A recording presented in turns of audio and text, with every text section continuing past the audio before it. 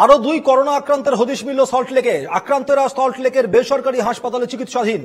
জ্বর ও শ্বাসকষ্টের সমস্যা নিয়ে মঙ্গলবার তারা হাসপাতালে আসেন। সেখানেই করোনা পরীক্ষায় তাদের রিপোর্ট পজিটিভ আসে।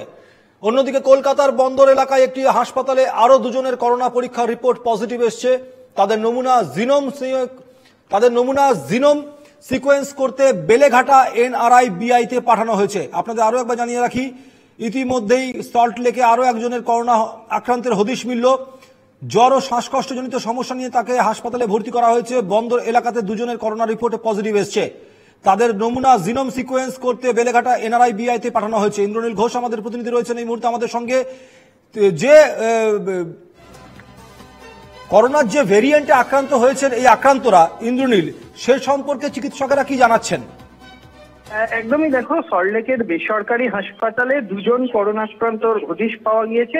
একজনের বয়স 66 বছর এবং অন্যজনের 55 বছর।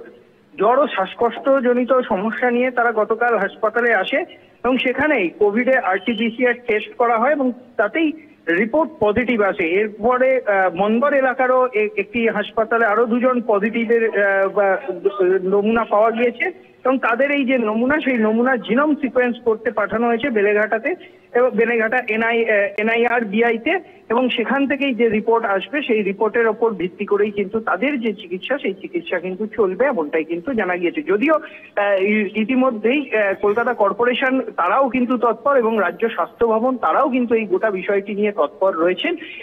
সব দিকেই কিন্তু তাদের যে নজরদারি, সেই নজরদারিও থাকছে এমনটাই কিন্তু সূত্র মারফত জানা যাচ্ছে। ধন্যবাদ ইন্দ্রনীল।